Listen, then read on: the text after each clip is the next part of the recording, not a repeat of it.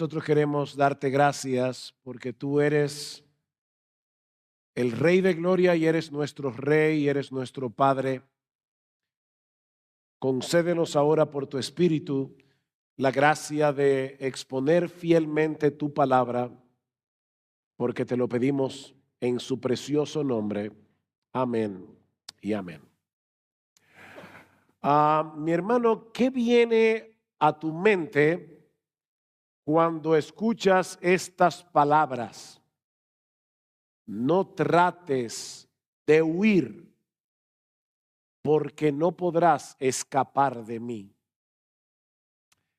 Bueno, es muy probable que venga a tu mente la idea de un alguacil tenaz persiguiendo a un fugitivo para llevarlo a la justicia para ser debidamente juzgado. Puede que venga a tu mente el conocidísimo personaje de Jean Valjean de la novela Los Miserables de Víctor Hugo, siendo obstinadamente perseguido por el inspector Javert, que está obstinado con atrapar a Jean Valjean. Ahora, ¿qué tal si estas palabras salieron de la boca de Dios, que en su amor eterno y sobreabundante ha decidido hacernos bien, pero que al mismo tiempo ve que en ocasiones tratamos de alejarnos de Él por causa de nuestros pecados o porque en ese momento estamos luchando con las tentaciones y no estamos trayendo a nuestras mentes el evangelio de la gracia? Bueno, en ese caso tendríamos que darle a esas palabras otro significado y escucharlas en otro tono. Hijo mío, yo te he escogido para hacerte mío, yo te he escogido para hacerte bien. No trates de huir de mí porque es inútil. Te amo lo suficiente como para dejar que cometas la locura de alejarte de mí. ¿Ven? Son dos significados muy diferentes, aunque la frase sea muy similar. Bueno, yo supongo que eso era lo que el salmista tenía en mente cuando escribió el Salmo 139. Yo les pido por favor que vayan en sus Biblias al Salmo 139 y particularmente los versículos 7 al 12 que vamos a considerar en esta tarde al tratar el tema de la omnipresencia de Dios. Ahora, para poder tomar el contexto, vamos a leer desde el versículo 1 hasta el versículo 12 y luego los versículos 17 y 18. Dice así la palabra del Señor. Oh Jehová, tú me has examinado y conocido. Tú has conocido mi sentarme y mi levantarme. Has entendido desde lejos mis pensamientos y todos mis caminos te son conocidos. Pues aún no está la palabra en mi lengua y he aquí, oh Jehová, tú la sabes todas. Detrás y delante me rodeaste y sobre mí pusiste tu mano. Tal conocimiento es demasiado alto para mí, maravilloso para mí, alto es, no lo puedo comprender. Y aquí está mi texto. ¿A dónde me iré de tu espíritu? ¿A dónde huiré de tu presencia? Si subiere los cielos, allí estás tú. Y si en el Seol hiciere mi estrado, he aquí allí tú estás. Si tomare las alas del alba y habitar en el extremo del mar, aún allí me guiará tu mano y me asirá tu diestra. Si dijere, ciertamente las tinieblas me encubrirán, aún la noche resplandecerá alrededor de mí. Aún las tinieblas no encubren de ti y la noche resplandece como el día. Lo mismo te son las tinieblas que la luz. Versículo 17. Cuán preciosos me son, oh Dios, tus pensamientos, cuán grande es la suma de ellos. Si los enumero, se multiplican más que la arena. Despierto y aún estoy contigo. Uno de los rasgos más sobresalientes de este salmo es la forma como el salmista aborda el tema de los atributos de Dios, no como una doctrina interesante sobre la que vale la pena disertar, sino más bien como un asunto de profundo interés personal, eminentemente práctico. De hecho, si leen el pequeño título que aparece en los salmos, que muchas veces pasamos por alto, verán que allí dice al músico principal, Salmo de David. Así que este salmo tan denso teológicamente era uno de los himnos que se cantaban en el Antiguo Testamento. Este era el himnario de Israel. Esto es un himno. Lamentablemente no son muchos los himnos con un contenido como este, los que se cantan en el día de hoy en muchas iglesias. Sin embargo, mis hermanos, este es un tratado de teología aplicada. Lo que este hombre conocía de Dios tenía un impacto determinante en su vida cotidiana. Y eso es precisamente lo que yo quisiera que sucediera en esta hora al hablar del tema de la omnipresencia divina. Así que veamos en primer lugar el alcance de la presencia de Dios. Versículo 7. Otra vez. ¿A dónde me iré de tu espíritu? ¿Y a dónde huiré de tu presencia? David está planteando aquí una pregunta hipotética. ¿Existe alguna posibilidad de que alguno de nosotros pueda escapar de Dios? ¿Hay algún lugar en todo el universo creado en el que podamos escondernos de Él? Y la respuesta obviamente es un rotundo no, porque no existe ningún espacio en todo el universo en el que Dios no esté. Él no puede ser confinado, Él no puede ser limitado a ningún lugar en específico, porque su inmensidad lo abarca todo. Ustedes recuerdan Primera de Reyes capítulo 8, cuando Salomón estaba dedicando en oración el templo que él había construido al Señor en Jerusalén. Salomón estaba consciente de que era iluso pensar que esa casa pudiera contener a Dios, a pesar de lo grande y de lo majestuosa que era esa casa. Pero ¿morará verdaderamente Dios sobre los cielos, sobre la tierra, perdón? He aquí, escuchen, los cielos de los cielos no te pueden contener, cuanto menos esta casa que yo he edificado. Ahora, cuando hablamos de la omnipresencia de Dios, lo que estamos diciendo no es únicamente que Dios sea tan y tan grande que Él trascienda toda limitación espacial. Por supuesto, Dios es así de grande. Pero al hablar de su omnipresencia, estamos afirmando algo mucho más sorprendente. La palabra latina omni significa todo, todo. De manera que al decir que Dios es omnipresente, lo que estamos afirmando es que su presencia se encuentra en todo lugar al mismo tiempo, simultáneamente. Dios está en todas partes a la vez. De ahí la pregunta del salmista: ¿a dónde huiré de tu presencia? Y decíamos ayer que esa palabra hebrea significa literalmente cara. ¿A dónde huiré de tu cara? Nosotros vivimos en la cara de Dios.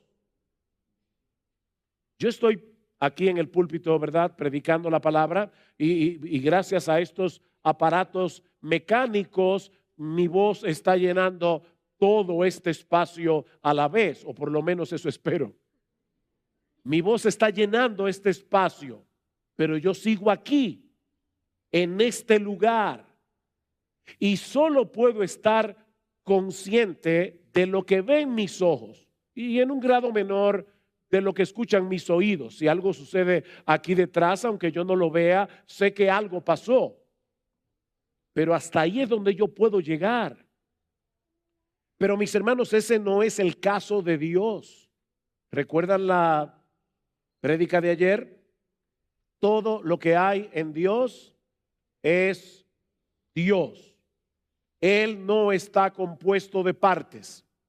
Y por lo tanto, donde quiera que Dios esté, Él está allí con todos sus atributos, con toda su esencia, con todo su ser. Jeremías 23, ¿soy yo Dios de cerca solamente, dice Jehová, y no Dios desde muy lejos? ¿Se ocultará alguno, dice Jehová, en escondrijos que yo no lo vea? ¿No lleno yo, dice Jehová, el cielo y la tierra?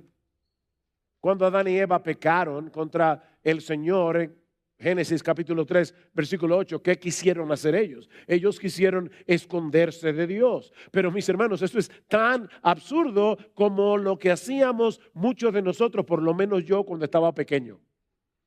Uno se acostaba en la noche, en mi pueblo donde yo nací, tenían la costumbre de hacer muchas historias de fantasmas, de muertos que salían por la noche. Y obviamente ustedes se pueden imaginar un niño de 8, 9 años, habiendo escuchado todas esas historias, luego por la noche yo quería esconderme. ¿Dónde me escondía? Debajo de la sábana.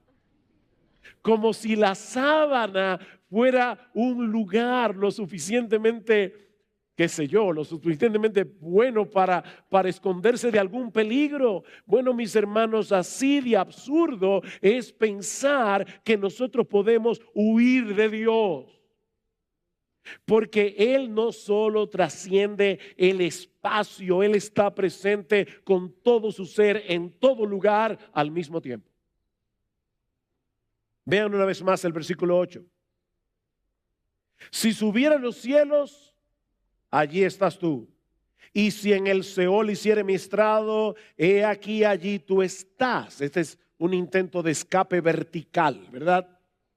Puedo tratar de subir a lo más alto, puedo tratar de descender a lo más bajo. Sería completamente inútil porque Dios está en los dos extremos y en todo lo que hay en el medio. De hecho, noten que 2 veces dice, versículo 8, si subiera a los cielos, allí estás tú, todo tú. Y si en el Seol hiciere mi estrado, he aquí allí tú, todo tú, estás ahí.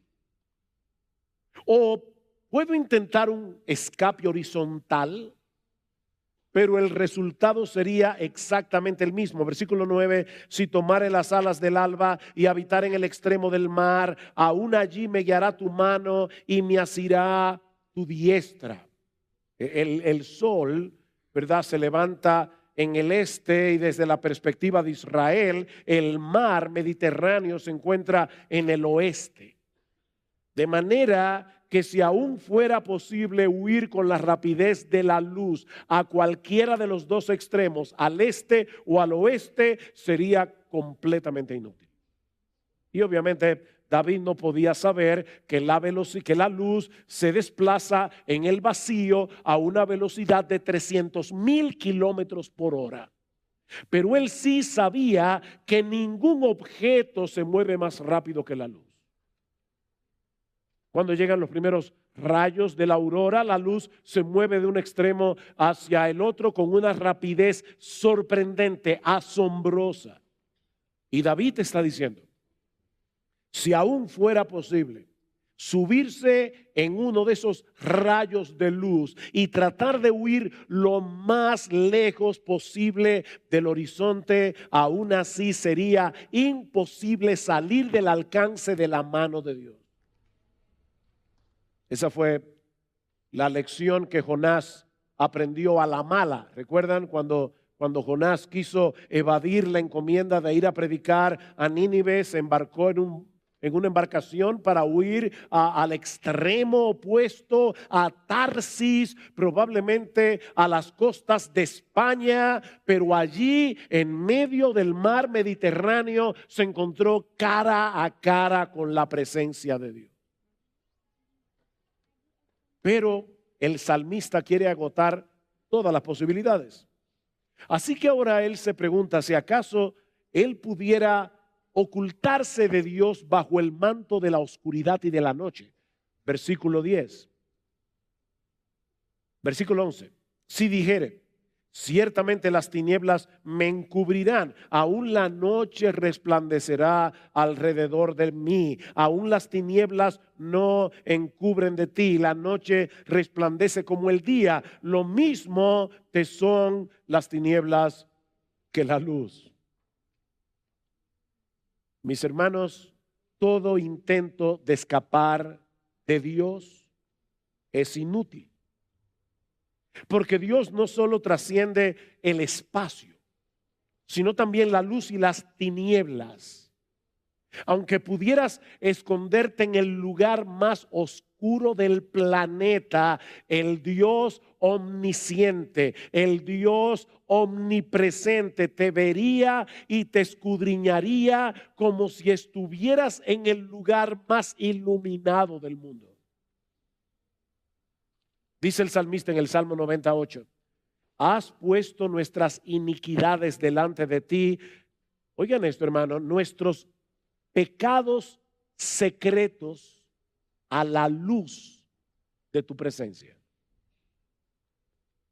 ¿Tú crees que alguna vez has hecho algo de lo que nadie se enteró? Bueno, ese nadie es relativo. Porque si hubo alguien que se enteró, no podemos ocultarnos de Dios. Es imposible. ¿Qué dice Pablo a los atenienses en Hechos capítulo 7, versículo 28? Porque en él vivimos, nos movemos y somos. Todo el tiempo estamos en la presencia de Dios. Dice el autor de la carta a los Hebreos, Hebreos capítulo 4, versículo 13, que no hay cosa creada que no sea manifiesta en su presencia, antes bien todas las cosas. Pastor, ¿y qué significa en griego todas las cosas? Todas las cosas. Todas las cosas. Todas las cosas, incluyéndote a ti, incluyéndome a mí, están desnudas y abiertas a los ojos de aquel a quien tenemos que darle cuentas. Decía C.S. Lewis, podemos ignorar la presencia de Dios, pero no podemos evadirla. El mundo está lleno de Él. Y me encanta esta frase. Dice Lewis, Él anda por todas partes de incógnito. No lo ves, no te apercibes, pero Él está ahí. Ahora, si somos creyentes, ese intento de escapar es innecesario. Porque yo me imagino que ya algunos deben estar aterrados. Ese intento de escapar, si tú eres creyente, es innecesario. Porque ese Dios omnisciente, ese Dios omnipresente, es ahora nuestro Padre por causa de nuestra unión con Cristo. Todos los que hemos sido perdonados, reconciliados en Él, no tenemos motivos para vivir aterrados por el hecho de vivir en la presencia de Dios. Sí debemos vivir en temor reverente, pero no aterrados. Si eres creyente. Si no eres creyente, tienes todas las razones del mundo para vivir en terror. Pensemos por un momento en una pareja de esposos que se aman intensamente. Los dos quieren vivir el uno junto al otro todo el tiempo. Yo no me imagino a un esposo que ama intensamente y genuinamente a su esposa pensando de esta manera: qué fastidio con esta mujer. Quiere estar conmigo todo el tiempo y no me deja tranquilo para poder mirar a otras mujeres. ¿Qué les parece? Bueno, mis hermanos, así es de absurdo el hecho de que alguien profese ser creyente, profese conocer al Dios lleno de gracia, al Dios lleno de bondad, que en Cristo ha venido a ser nuestro Padre, pero al mismo tiempo quisiera mantener a Dios lejos o por lo menos a una distancia prudente para poder pecar tranquilo. Para el creyente no existe un privilegio más grande ni un consuelo más profundo que el hecho de saber que estemos donde estemos, en las circunstancias que sea, estamos en la presencia de Dios. Versículo 10. Aún allí me guiará tu mano, aún allí me asirá tu diestra. Mis hermanos, es en la presencia de Dios, dice David en el Salmo 16, donde hay plenitud de gozo, delicias a su diestra para siempre. Sin embargo, como les decía hace un momento, el incrédulo sí tiene todas las razones del mundo para vivir aterrado por la presencia de Dios. Porque si bien es cierto que Dios está completamente presente en todo lugar, con todos sus atributos, eso no significa que su presencia se manifieste de la misma manera en todo lugar y circunstancia. Lo que nos lleva a nuestro segundo encabezado. Ya vimos el alcance de la presencia de Dios. Veamos ahora en segundo lugar las diversas manifestaciones de la presencia de Dios. Todo Dios está en todo lugar a la vez, pero obrando de diversas maneras. Vamos a suponer que aquí tenemos a un padre humano que desde la pandemia está trabajando en casa. La esposa salió a hacer una diligencia, así que le dijo: mi amor, por favor, cuida al bebé. Así que él está en su computadora trabajando en la sala de su casa y al mismo tiempo él está atento a su bebé de 1 año que está durmiendo en la cuna, y al mismo tiempo él está atento al teléfono esperando que su esposa lo llame y le diga: mi amor, ya terminé, pásame a buscar. Fíjense, este hombre está presente como empleado trabajando, como papá cuidando al bebé y como esposo esperando la llamada de la esposa. Bueno, apliquen eso a Dios en un sentido infinito. Y verán que Dios está presente en todo lugar, pero haciendo un montón de cosas a la vez, algunas de ellas muy distintas entre sí. Él está en todo lugar a la vez, sustentando su creación, examinando y juzgando a los malos y bendiciendo a los suyos. Todo a la vez. Déjenme explicar esto brevemente. Dios está presente en todo lugar sustentando la creación. Los científicos le llaman a esto las leyes de la naturaleza. ¿Por qué razón nuestro planeta va girando rotativamente tras su movimiento de rotación su movimiento de traslación alrededor del Sol en una forma ovalada a una rapidez tan y tan rápido que si de repente el planeta pegara un frenazo, tú y yo pararíamos en Plutón. La pregunta es, ¿qué es lo que mantiene al planeta girando? Bueno, los científicos dan su explicación, pero ¿saben cuál es la explicación? Que Dios está atento a este planeta. Los científicos le llaman las leyes de la naturaleza, pero eso es un apellido, eso es un apodo para decir la mano de Dios. Él está sustentando la creación, manteniendo en funcionamiento todo lo creado. Colosenses 1:17, Pablo dice que es por medio de Cristo que todas las cosas se mantienen cohesionadas, formando un todo coherente, como dice el texto. El autor de la carta a los Hebreos dice que Él es quien sustenta todas las cosas con la palabra de su poder o con su palabra poderosa. Hebreos 1:3. Pero la Biblia también nos enseña que Dios está presente en todo lugar por medio de su autoridad y su justicia, examinando las acciones de los impíos y en su momento les dará su merecido. Por ejemplo, dice en Génesis capítulo 18, versículo 21, que Dios descendió sobre Sodoma y Gomorra para castigarlos por sus pecados. ¿Quiere esto decir que Dios se movió desde el cielo?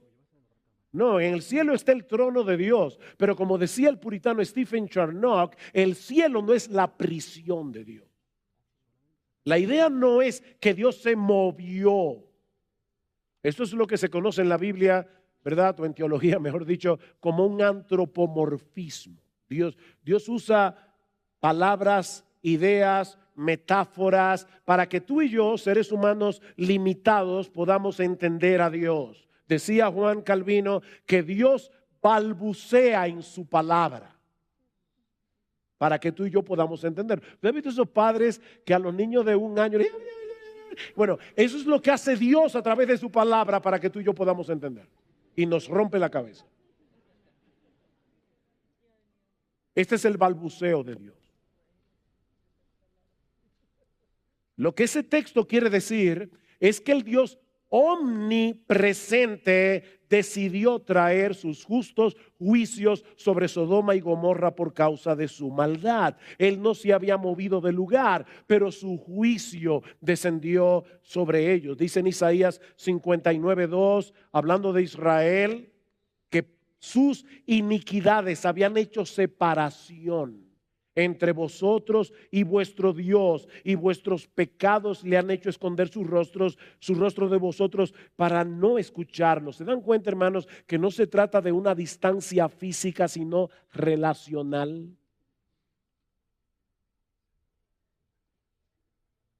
Hace unos años estaba dándole consejería a un par de esposo, esposa, que estaban muy mal entre ellos.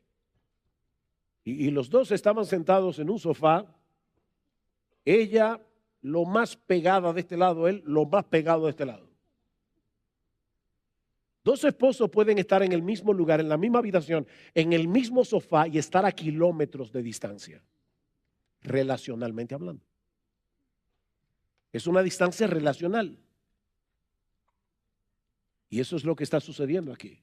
Los israelitas querían la bendición de Dios, pero no querían arrepentirse de sus pecados, no querían dejar atrás sus iniquidades, y eso había hecho una separación relacional entre ellos y Dios. Así que Dios está presente en toda su creación, gobernando su creación. Él está presente en todo lugar, examinando y juzgando a los malos. Pero la mayoría de las veces en que la Biblia habla de la presencia de Dios, lo hace para hablar de cómo Dios está en medio de su pueblo para bendecirlo. Casi siempre en la Biblia se asocia la presencia de Dios con la bendición de Dios. Ustedes recuerdan cómo Pablo en Efesios capítulo 2, versículo 12, comparando cómo estaban los efesios cuando todavía no conocían al Señor Jesucristo antes de su conversión. Pablo les dice que ustedes estaban separados de Cristo, alejados de la ciudadanía de Israel, ajenos a los pactos de la promesa, sin esperanza, sin Dios en el mundo, pero ahora en Cristo Jesús. Vosotros que en otro tiempo estabais lejos, habéis sido hechos cercanos por la sangre de Cristo. Otra vez, hermanos, y perdonen que insista en eso, Pablo no está hablando aquí de que ellos estaban lejos de Dios físicamente, es una lejanía relacional. Y ahora estaban cerca. El teólogo Matthew Barrett lo explica con este ejemplo. Supón que tú estuvieras en un bote de motor y se descompone a 100 yardas de una isla. La gente de la isla es buena gente, por lo que atan una cuerda a tu bote, regresan a la isla y comienzan a alarte. Pregunta, ¿qué es lo que se mueve, el bote o la isla? Obviamente el bote. Pero ¿cómo lo percibes tú que estás en el bote? Que la isla se está acercando cada vez más. Bueno, mis hermanos, es lo mismo que ocurre con el Señor.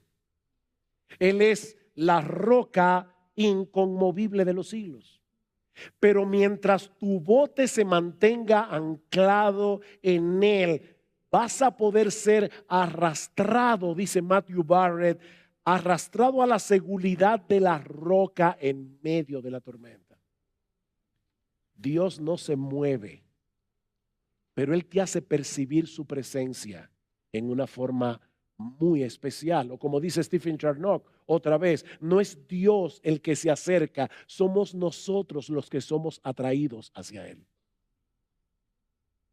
Isaías 57:15, porque así dijo el alto y sublime, el que habita la eternidad y cuyo nombre es el Santo. Yo habito en la altura y la santidad y con el quebrantado y humilde de espíritu, para hacer vivir el espíritu de los humildes y para vivificar el corazón de los quebrantados. El que está en lo más alto viene a habitar con aquellos que tienen un corazón arrepentido y se humillan delante de Él. De manera, mis hermanos, que Dios está presente en todo lugar, pero obrando de maneras muy diversas a la vez. Él está sosteniendo el universo, Él está juzgando y castigando a los impíos, Él está bendiciendo a los suyos. Por eso, ¿cómo bendecía el sacerdote, el sumo sacerdote, a los hijos de Israel? Números capítulo 6, ese es uno de mis pasajes favoritos. Así bendecirás a los hijos de Israel. Jehová te bendiga y te guarde. Jehová haga resplandecer su rostro sobre ti y tenga de ti misericordia. El Señor alce su rostro sobre ti y te dé paz. Esa es la bendición de estar en la presencia de Dios. De hecho, es en ese sentido que debemos entender la presencia de Dios en diversos lugares a través de la historia redentora. Dios estaba en el huerto del Edén, se paseaba por el aire del día. Dios estaba en el tabernáculo, Dios estaba en el templo. Ahora pregunta, ¿es que Dios estaba en el huerto del Edén con más de su esencia que lo que estaba en el resto del planeta? Por supuesto que no. Él es simple. Él está en todo lugar con todos sus atributos al mismo tiempo. Pero Él estaba allí bendiciendo ese lugar en una forma muy especial. Y todo esto nos lleva a mi tercer encabezado. Ya vimos el alcance de la presencia de Dios, las manifestaciones de la presencia de Dios. Veamos ahora en tercer lugar la presencia de Dios en el nuevo pacto. La presencia de Dios en el nuevo pacto. Mis hermanos, ¿cuál es la manifestación más gloriosa, más extraordinaria, más sorprendente de la presencia de Dios? ¿Cuál es? Jesucristo. ¿Qué le dice el ángel a María ese niño se llamará Emmanuel, que traducido es Dios con nosotros. A través del Antiguo Testamento, Dios había hecho una serie de pactos con su pueblo, promesas a las que Dios había añadido un juramento. ¿Y cuál era la promesa esencial de todos esos pactos? Yo seré vuestro Dios, ustedes serán mi pueblo. La versión que más me gusta es la de Levítico 26:12. ¿Cuándo fue la última vez que leíste Levítico? Si hace mucho te perdiste esta promesa. Andaré entre vosotros y yo seré vuestro Dios y vosotros seréis mi pueblo. Andaré entre vosotros. Mis hermanos, ¿a qué les suenan esas palabras? Juan capítulo 1, versículo 1 y 14. En el principio era el verbo era con Dios, el verbo era Dios y aquel verbo se hizo carne y habitó entre nosotros y vimos su gloria, gloria como del unigénito del Padre, lleno de gracia y de verdad. Lo que Mateo nos está queriendo decir, Emmanuel, Dios con nosotros, lo que Juan nos está queriendo hacer ver es que en Cristo se cumplen plenamente las promesas de todos esos pactos del Antiguo Testamento, porque en él habita corporalmente toda la plenitud de la deidad. La segunda persona de la Trinidad, Dios el Hijo, se hizo hombre para morir por nosotros en una cruz, reconciliarnos con Dios, de modo que ahora tú y yo podamos disfrutar de la bendición de su presencia en nuestras vidas. Pero eso no termina ahí. Él ascendió a los cielos después de su muerte y de su resurrección, pero nos envió a su Espíritu para hacer de nosotros su morada, para hacer de nosotros templos del Dios viviente. ¿Recuerdan ustedes, mis hermanos, cómo comienza Juan capítulo 14, versículo 1? No se turbe vuestro corazón, creéis en Dios, creed también en mí. En la casa de mi Padre muchas moradas hay. Si así no fuera así, yo se lo hubiera dicho. Pero voy pues a preparar lugar para vosotros. Mientras nosotros estemos aquí en la tierra y Cristo no había entrado en el cielo mostrando su sacrificio perfecto, no había lugar para nosotros en el cielo. De paso, por favor, no se imaginen que Dios, que el Hijo, el Cristo, subió con una cuadrilla de obreros para hacer una casa para ti y para mí.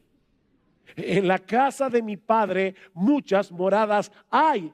Ya esas moradas estaban allí, pero no había lugar ni para ti ni para mí hasta que Cristo entrara en la gloria con su sacrificio perfecto por ti y por mí.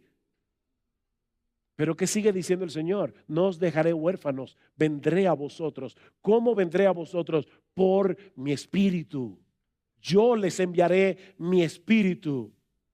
Así que mi Padre le amará y vendremos a él y haremos morada con él, si tú eres uno de sus hijos. En otras palabras, Cristo está diciendo, yo voy al cielo a preparar un lugar para vosotros en las moradas de mi Padre. Pero en lo que ustedes llegan a esas moradas, yo voy a traer la morada a tu corazón. Dios mora en nosotros por su espíritu. Ahora, mientras estamos aguardando el cumplimiento de Apocalipsis 21:3, he aquí el tabernáculo de Dios con los hombres y Él morará con ellos y ellos serán su pueblo y Dios mismo estará con ellos como su Dios. Enjugará Dios toda lágrima de los ojos de ellos y ya no habrá muerte, ni habrá más llanto, ni clamor, ni dolor, porque las primeras cosas pasaron.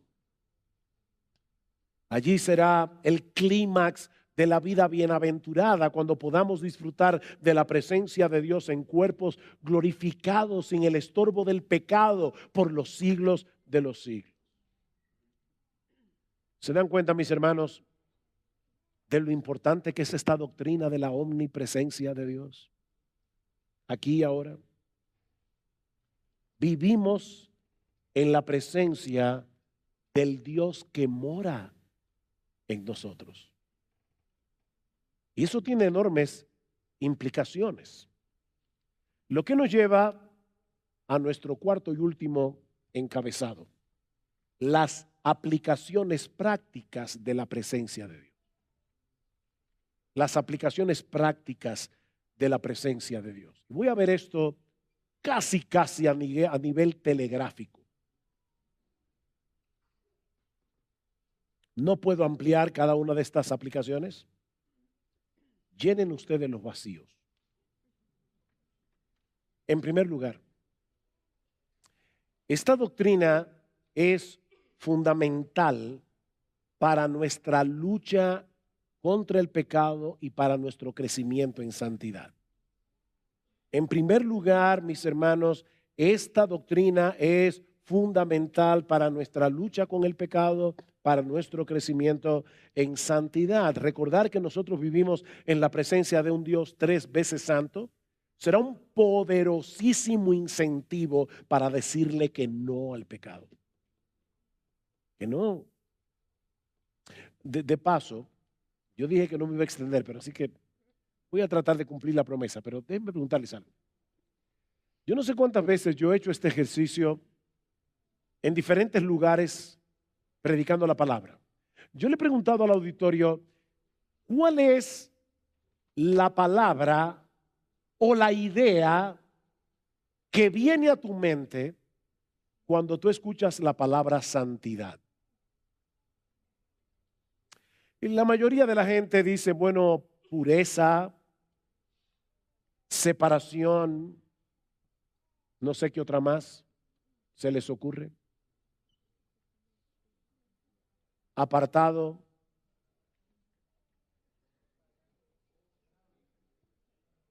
Limpio. ¿Saben que la mayoría de las veces que yo hago este ejercicio, casi nadie dice alegría?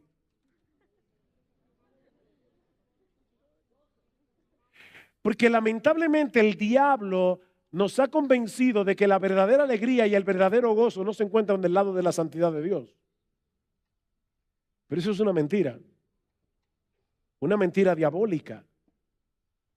Todo lo que hacemos lo hacemos en la cara de Dios, teniendo a Dios morando en nuestro corazón. Eso debe movernos a la santidad, y el movernos a la santidad nos está llevando hacia el gozo, hacia la alegría.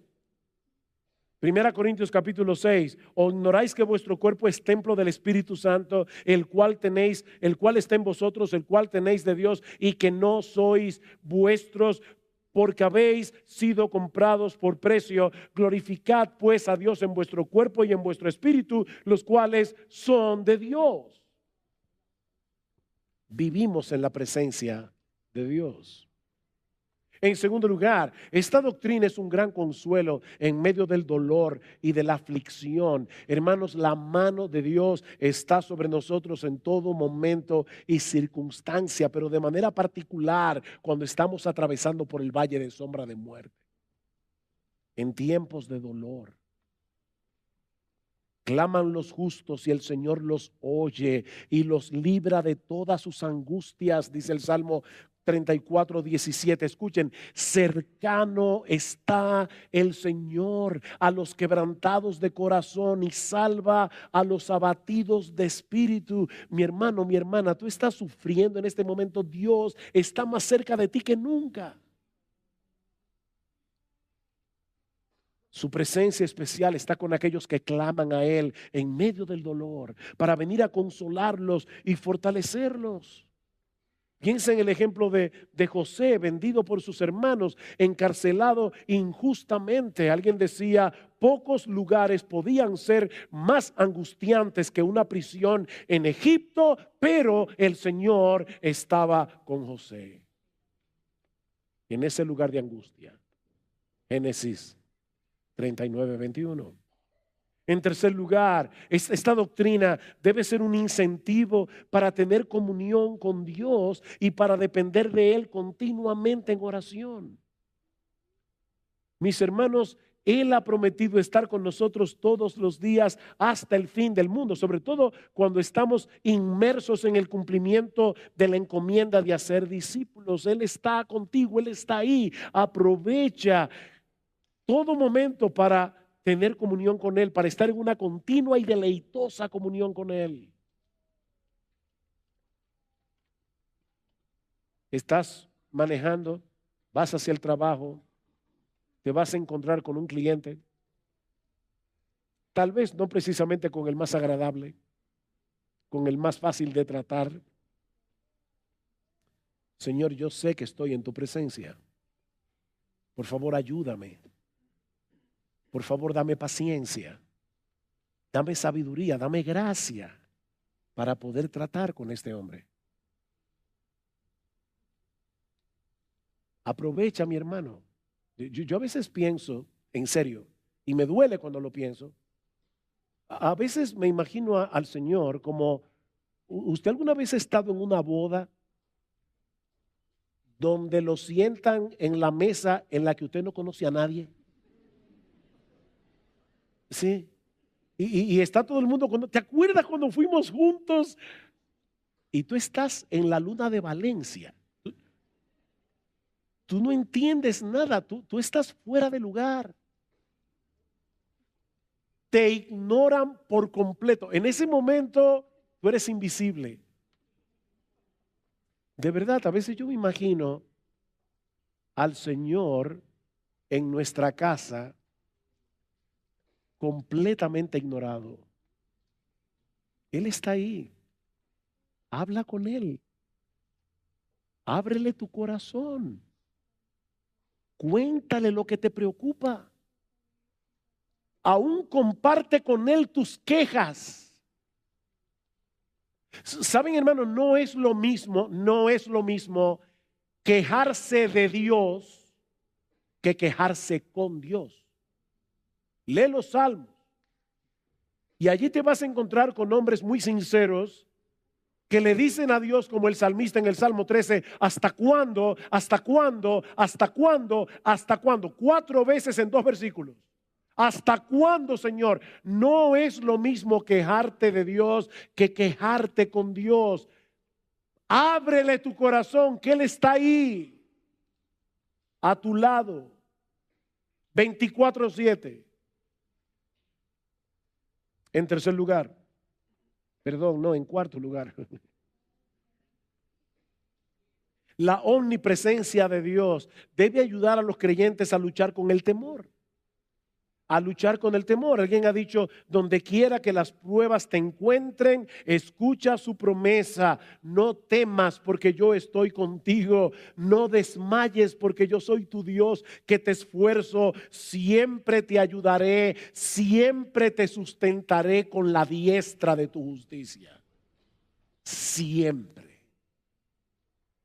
En quinto lugar, el hecho de que Dios manifieste su presencia especial en medio de su adoración y de su palabra debería traernos con expectativa a adorarle junto a su iglesia cada domingo. Cada domingo. La iglesia congregada es la casa del Dios viviente, dice Pablo en 1 Timoteo capítulo 3, versículo 15. Y no es que haya más presencia de Dios en el edificio de la iglesia que fuera de ella, pero Dios viene a bendecir a su pueblo por medio de su palabra cuando nos reunimos en su nombre, en su día. Y ¿saben lo que es todavía más sorprendente? Cristo está en medio nuestro, acompañándonos en nuestros cantos. Pastor, ¿y de dónde usted saca eso? De Hebreos capítulo 2. Dice en Hebreos capítulo 2, Cristo citando, o el apóstol aquí, al autor de Hebreos, citando el Salmo 22, dice Hebreos capítulo 2, versículo 12, dice que el Señor está allí diciendo, anunciaré a mis hermanos tu nombre, ese es Cristo, en medio de la congregación te alabaré. En medio de la congregación te alabaré. Edmund Clowney dice al respecto, hablando de este texto, por la presencia de su Espíritu, el Señor mismo está presente en su congregación mientras adoramos. En la congregación, dice Clowney, Jesús canta las alabanzas al Padre. ¿Te imaginas eso? Nosotros estamos allí cantando y Jesús está ahí al lado tuyo, cantando junto contigo.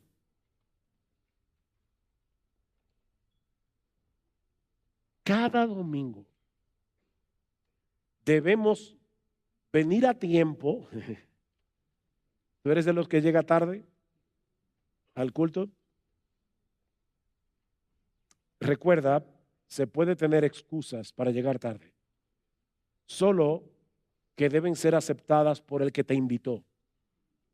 Y el que te convocó fue Cristo mismo. Así que no hay problema en que llegues tarde, siempre que tu excusa sea válida para Él.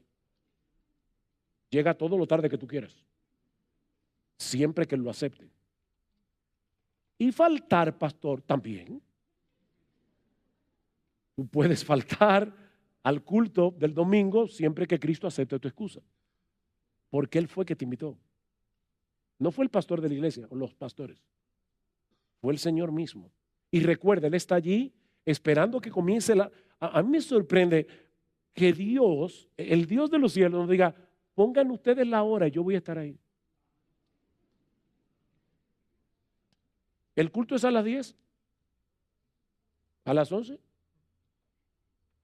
Y Cristo, que es omnipresente, está allí cantando junto contigo y conmigo. Sorprendente.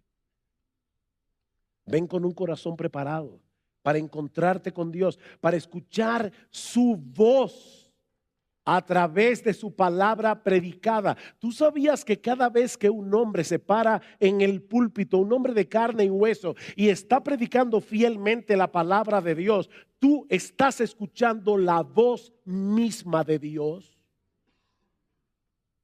El que a vosotros oye, a mí me oye, dice Jesús. Y el que a vosotros desecha, a mí me desecha.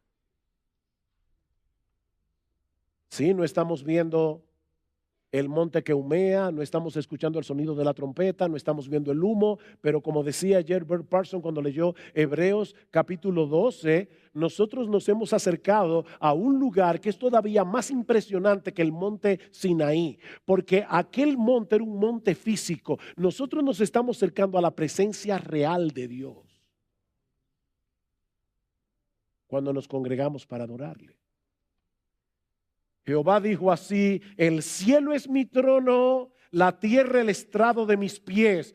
¿Dónde está la casa que me habréis de edificar? ¿Y dónde el lugar de mi reposo? Mi mano hizo todas estas cosas. ¿Y de verdad ustedes creen que yo voy a morar en una casa hecha por manos humanas? Ahora escuchen, así todas estas cosas fueron, dice Jehová, pero miraré a aquel que es pobre y humilde de espíritu y que tiembla ante mi palabra.